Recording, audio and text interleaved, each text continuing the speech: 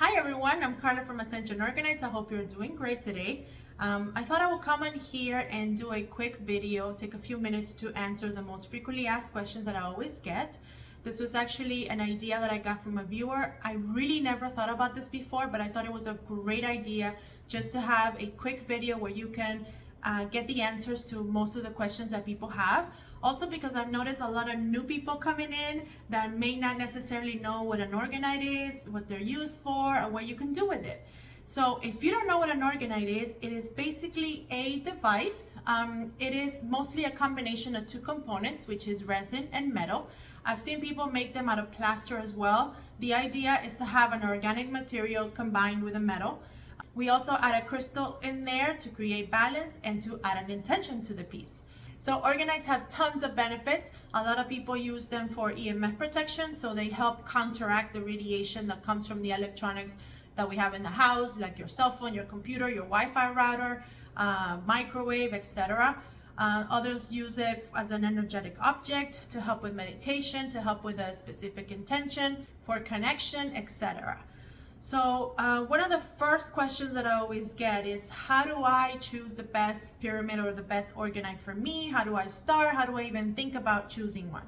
And obviously my number one answer will be go with your intuition. So when you're scrolling through the website, which one calls out to you the most? Which one catches your eye, so to say? These pyramids or these objects, I like to think that they sort of have their own energy, and it's almost like they choose you before you choose them. Kind of like the wands in Harry Potter. It's almost like that, but I would say go with your intuition. The one that calls out to you the most, that's the one that you need. You can go with your favorite color, a color that will go well in your home, like that will go with your decoration or the place that you want to put it in. You could go with an intention. So if you want something to help with sleep or with abundance or with protection or with creativity, etc. Or you could go with your zodiac sign, just because in the astrology series, I made one pyramid or one piece for each zodiac sign. So these have specific energies that you need. You can use your sun, your moon, your rising, and they will help you in general because they'll hold the energies that you need or that you already have. Also, one thing to keep in mind is that I make these by hand specifically for you. So when you order off the website and I see your name on the order, I'm gonna make that specific pyramid for you, and that's the one that you're going to receive. So it's not like I am sending you a random one that I made weeks ago. So that's also something to keep in mind, because the intentions that I put in it are specifically for you. I was told once that these objects kind of have their own consciousness, kind of like what I said, that they choose you before you choose them. And it's almost like when I make them, it's the energy that goes into it is the energy that that person receiving it needs to work on, needs to have more of, etc. I mean, I wish I had a conscious way of knowing that, but I know that subconsciously and energetically, that's exactly what I'm doing. So that's, one thing to keep in mind when you are choosing the one that you want to get. So the next question will be, okay, so I chose my pyramid, I purchased it, now I received it. What do I do with it? Where do I place it? Again, I would say the number one answer is go with your intuition. Where do you think it will fit best in your house? So maybe a quiet place where you meditate, a quiet place where you sit, the place where you work or where you read a book. Where do you feel like you need it? Depending on the intention also, there's places that are better for them.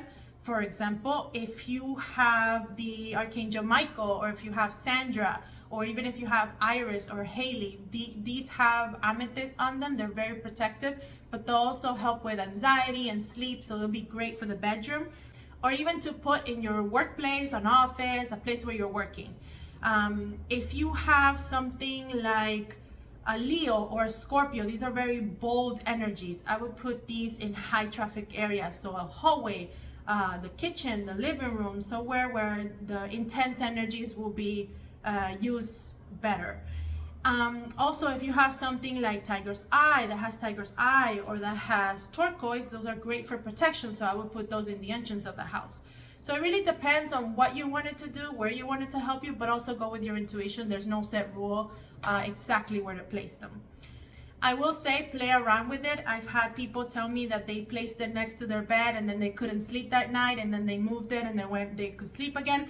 So, you know, it's up to you and really what energies you're working with, and to find the perfect place for it.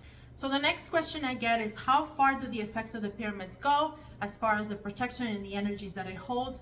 And the answer is, it's really not an exact science, or I don't think it has been measured precisely yet. I would say one per room, or even one for your entire house. That would be just fine. It really depends on where you place it. It really is not necessary to have more than one for it to work. The other question that I get opposite to that is, can I have more than one pyramid? Do they complement each other, or are they going to negate each other's energies? And the answer is absolutely not. Absolutely yes, I would say. Meaning you can have as many as you want. As you can see behind me, I have tons of them. My house is full of them. I actually have an area where I placed the ones that came out with some sort of defect, or the resin did something that I didn't estimate, and I can't, you know, send it to the person, so I get to keep them. So they're like my Hall of Fame. So I have tons and tons of pyramids around my house, and no, they don't negate each other. If anything, they complement each other and they work together. So it's almost like crystals, you know. So if you have a cluster of crystals, they're gonna work off each other's energy, and they're gonna complement each other and add to the power that they have. So the more the merrier, but if you have just one, that's also perfect. So this brings me to maintaining the pyramid. So physically cleaning it, energetically cleaning it, charging it, etc.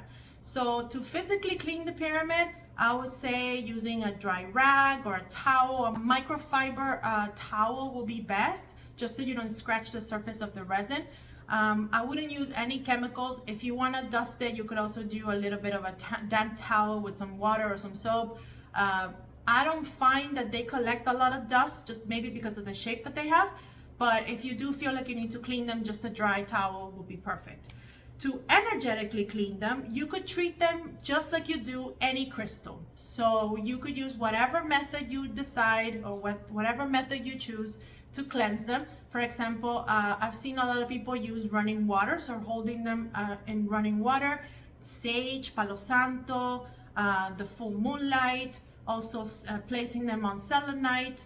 Anything that you do currently for the crystals, or to cleanse your crystals, you will do the same thing with the pyramid. And also to recharge them, they love the sunlight. So this is the only one rule that I will give you in the entire video. I won't give you any more rules. Is they love the sunlight. They love being charged in the sunlight. So ideally you could charge them for an hour or two in the sunlight, but please do not leave them an entire day or long periods of time exposed to sunlight. Just because resin tends to fade in the sunlight, I use a brand of resin that doesn't do that, but just to be safe and just to make sure that you get the most use of your pyramid and it lasts you years and years and years, just don't put it in a place where a lot of sunlight gets to it all the time. So they do love the sunlight, but not for long periods of time, not to be exposed every day. You could also charge them with the full moon. You could charge them however you charge your crystals as well. Put them in selenite. The charging plates that I have actually will be great to charge the pyramids, because that's their method. But the charging plate itself will need to be cleaned and will need to be charged also. So maybe I would say full moon or sunlight. Those are the best two options. But again, use whatever you feel like you need to. So if you want to know more about each pyramid and what they do, or what intention it has, because each design has its own intention, you can go back to my YouTube channel. I have one short video for each pyramid explaining more or less what they do, what it's made out of, what it works. If you want more detailed information, sometimes I write it on my Instagram when I post the new designs. I will post more information on there about what it is, or what it's supposed to do, or how it came to be, or how I designed it.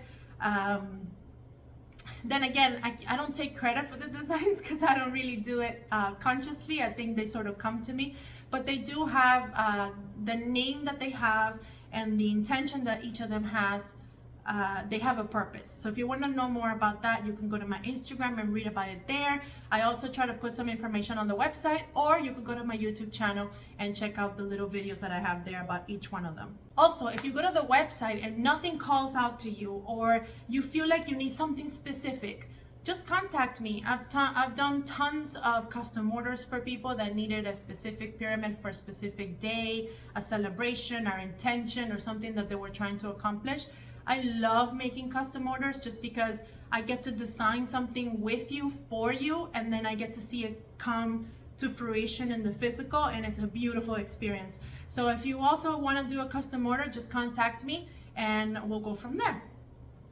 Again, if you have any questions, I try to do the most frequently asked questions that I always get, but if you have any other questions, you can always contact me on my social media or through the contact page on my website. I try to answer as quickly as I can. And again, I want to thank each and every one of you for all your support, your love. Thank you so much for honoring me to make these for you, for trusting me to make these for you, and for loving them as much as I love making them once they get to you and they're placed in your home. I am beyond grateful and honored that I'm able to make something that you can have in your home for years and years to come. So thank you so much, and I'll see you very, very soon. Thank you again. Bye-bye.